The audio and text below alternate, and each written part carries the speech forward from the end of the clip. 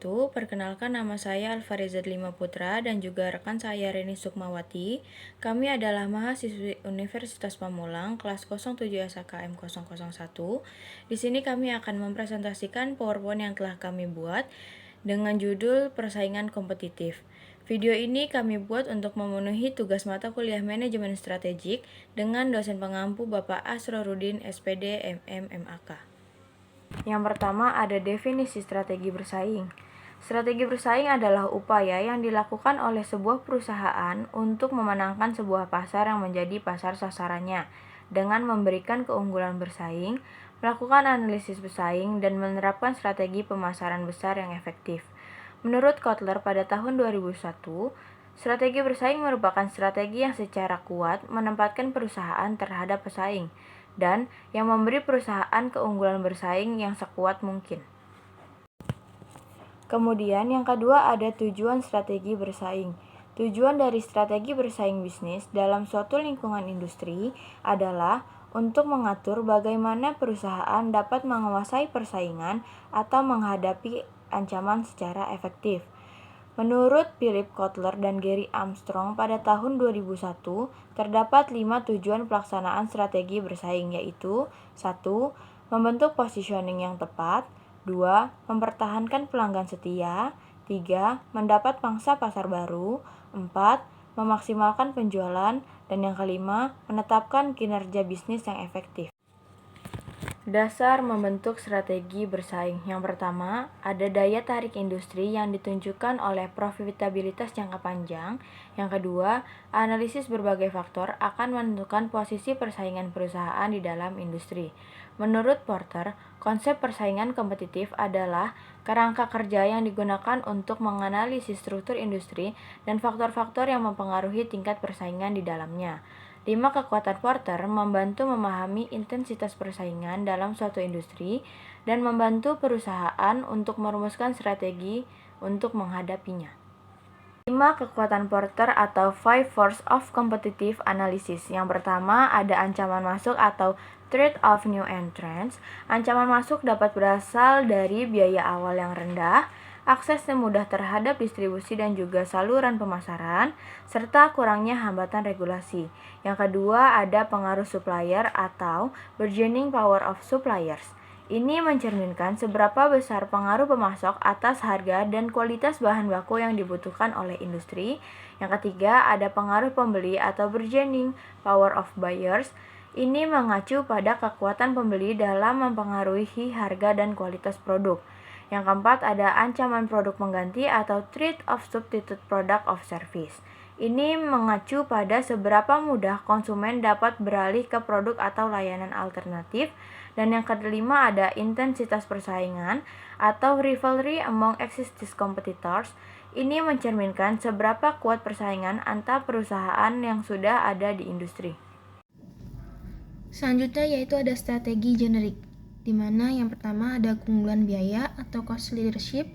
Keunggulan biaya ini memungkinkan perusahaan untuk menarik segmen pasar yang sensitif terhadap harga. Fokus utama dalam strategi ini adalah efisiensi operasional, pengendalian biaya, dan skalabilitas. Yang kedua ada diferensiasi atau differentiation. Strategi ini memerlukan penekanan pada inovasi, desain produk yang unik, kualitas tinggi, dan pelayanan pelanggan yang superior atau membuat produk yang baru. Yang ketiga ada fokus atau focus. Selanjutnya yaitu ada research based view atau research based view teori.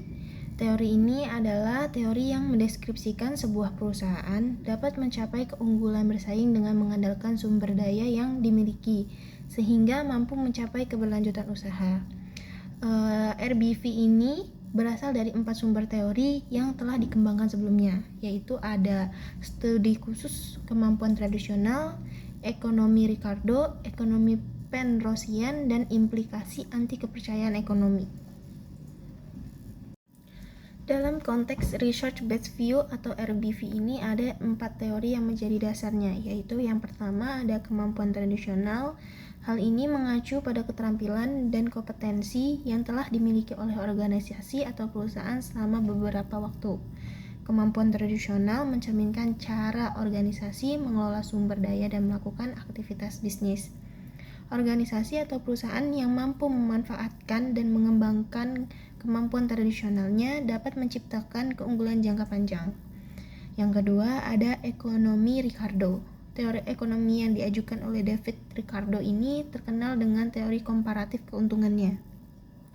Dalam konteks RBV ini, konsep ekonomi Ricardo mendukung pandangan bahwa organisasi atau perusahaan harus memanfaatkan sumber daya dan kemampuan yang paling efisien dan kompetitif bagi mereka, seiring dengan apa yang mereka kerjakan dengan baik. Selanjutnya ada ekonomi Penrose. Teori ekonomi yang diajukan oleh Edith Penrose. Teori ini menekankan pentingnya pertumbuhan organisasi dan akumulasi sumber daya berdasarkan kemampuan manajerial dan keterampilan karyawannya. Pandangan ini sesuai dengan keyakinan RBV bahwa pengelolaan sumber daya dan kemampuan yang unik dapat menciptakan keunggulan yang kompetitif. Yang keempat, ada anti kepercayaan dan implikasi dari ekonomi. Ini berkaitan dengan pandangan bahwa dalam beberapa kasus, organisasi yang memiliki terlalu banyak kekuatan ekonomi atau monopoli dapat merugikan persaingan pasar dan konsumen. Dalam konteks RBV, ini bisa menjadi pertimbangan penting saat mengidentifikasi bagaimana organisasi atau perusahaan dapat menggunakan sumber daya dan kemampuan mereka untuk menciptakan keunggulan tanpa menghambat persaingan yang sehat. Yang terakhir ada kesimpulan. Perusahaan dapat menggunakan analisis 5 Force Porter untuk mengidentifikasi peluang dan ancaman dengan memahami 5 faktor utama yang mempengaruhi persaingan, yaitu yang pertama ada ancaman pendatang baru, yang kedua ada kekuatan tawar-menawar pemasok, yang ketiga ada kekuatan tawar-menawar pembeli, yang keempat ada ancaman produk substitusi dan intensitas persaingan antar perusahaan.